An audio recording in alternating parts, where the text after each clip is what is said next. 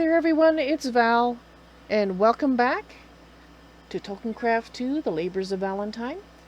I have a lot to show you this end of the day tour, actually, because I did a lot of stuff off camera.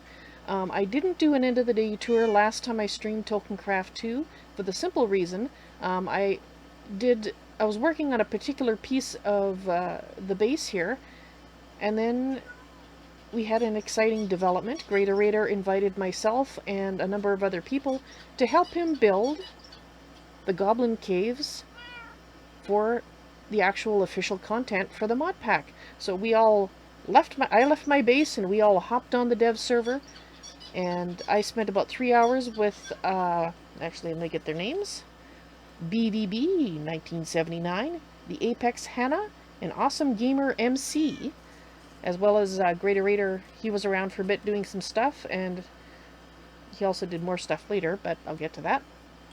Anyway, the point is, we spent about 3 hours there, made a good start on it, and I didn't have another chance to get on the dev server until today to do some more work on the Goblin Caves, and when I arrived, I found that those three people, BVB, Hannah, and Awesome, had just gone crazy.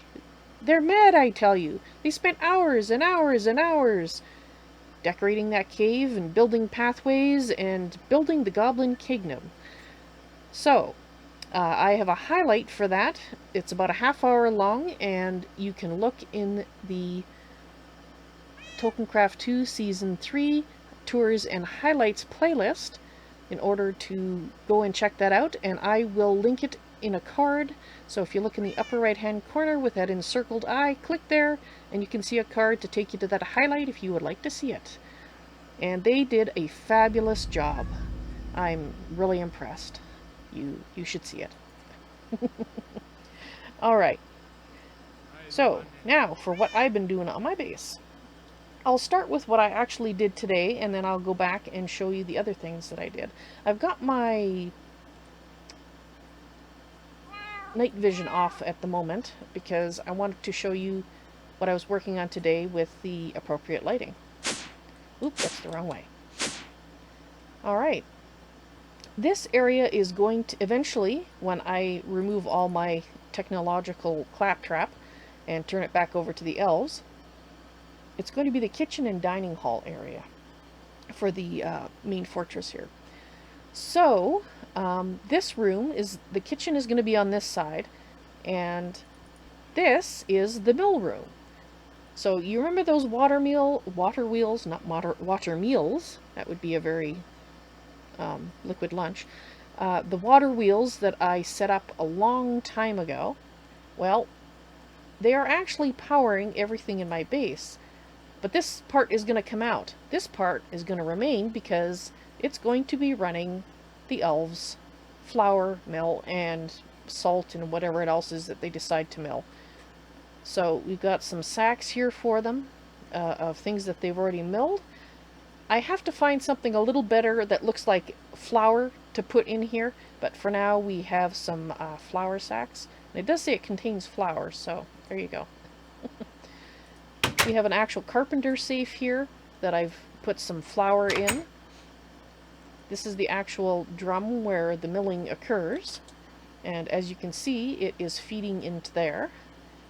And if we go up here, this is, if I can stay up here, this is where the flour, or the wheat is stored until such time as it is threshed and put in here. Now, unfortunately, I don't have any barrels of plain grain. Or do I? Did I have some down there? I think I did, actually. Maybe I'll replace that. Anyway, I'll think about that. Maybe I'll change these to grain, because this really should be threshed grain, not straw and grain. Anyway, I'm rethinking that. Point is, this is where the wheat goes in to the mill. Now, those holes that you see here, they're going to go away. Right now they're still here because this is leading to the old water wheels, and they have to be moved. Once I've moved them, this will all be filled in. So yeah, I got to change this. I'm going to take it out right now because it's bothering me. I'll make some more sacks of grain and put them up here. That, I think, will be much better. Okay, now, you can let me down. Down. Thank you. In fact, we have a sack of flour, we have a sack of rice, sack of barley. Ah, that's why we don't have any sacks of grain, so I guess I can put barley up there instead. And just, you know, sacks and sacks of barley. Okay. So, we can still get around the back here. This door will probably remain here because this is the access tunnel, which I have to prettify. Which has the Ancient Warfare shaft. Now, I'll probably have to put a ladder for them going up here so they can get in here and do some work. And it's dark. Lighting is going to have to be added, so at this point I am going to turn this back on so we can see what the heck is going on. Right, actually I don't want to go up quite that high. Here we go. And I will take one of these out. Thank you. Alright, so you can see, just going to plug that hole again.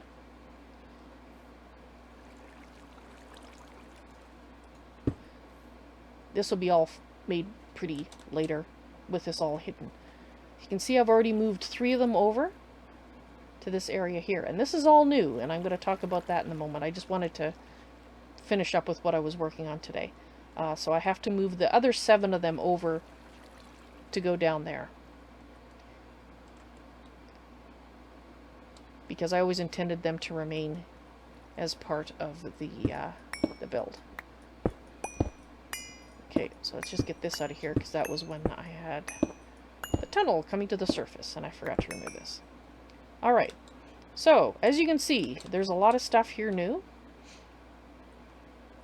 When I was off streaming for a couple of weeks due to the passing of my beloved companion, Miss Kitty, who I've had for 17 years, I didn't feel like streaming. I really couldn't talk to people at that point.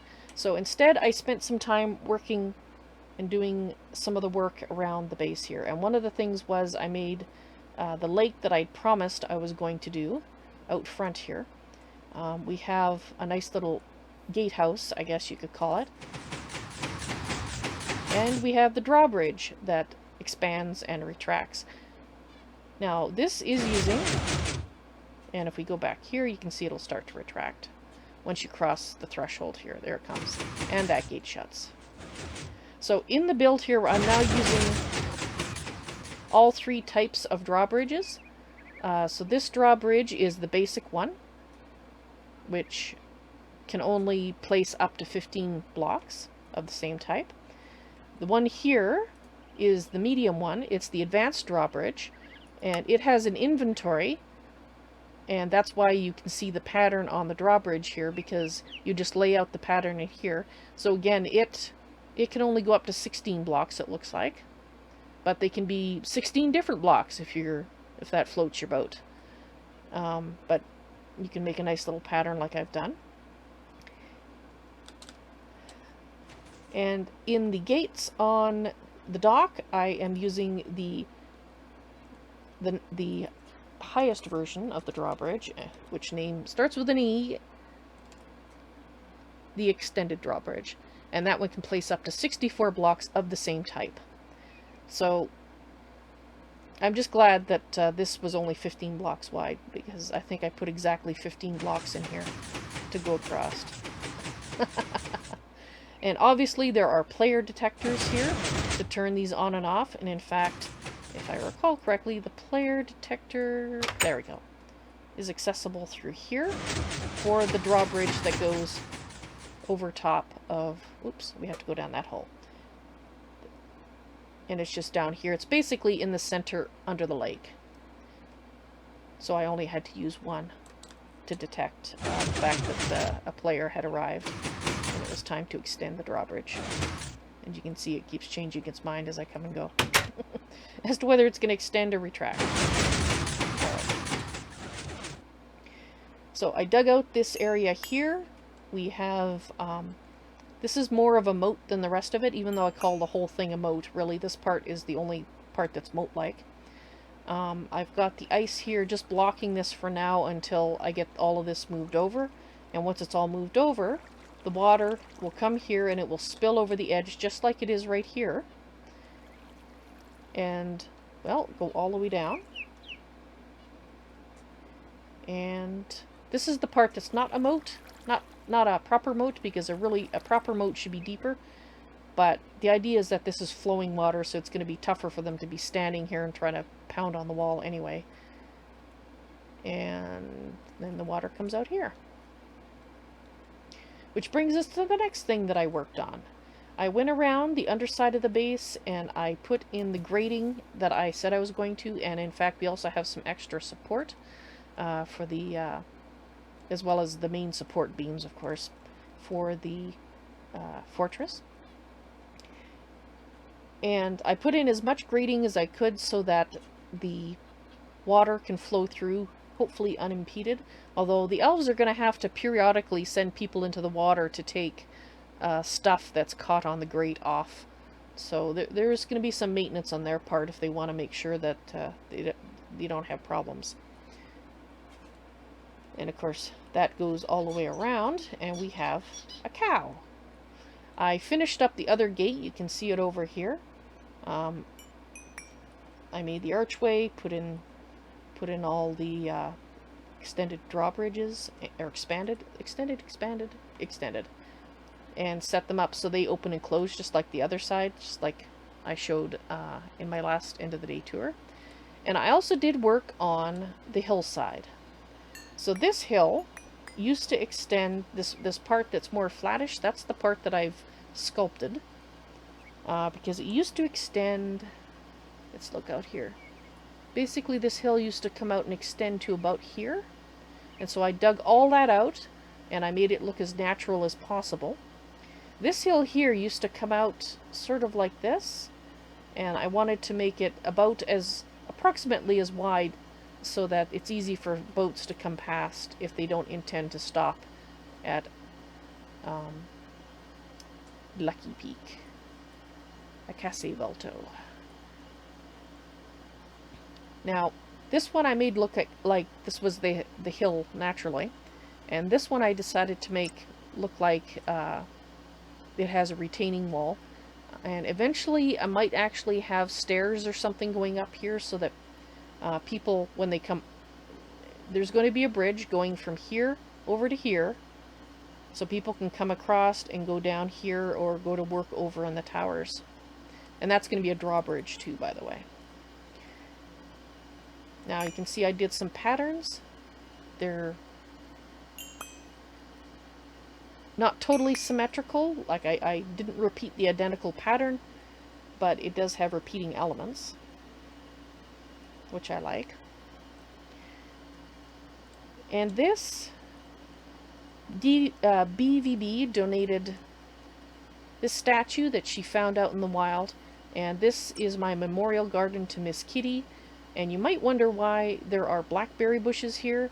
That's because she liked fruit. She was crazy for fruit. You couldn't eat or drink anything that had a fruit smell to it, or she was trying to either knock the spoon out of your hand so she could get some, or stick her nose in the glass. So, this is for Miss Kitty.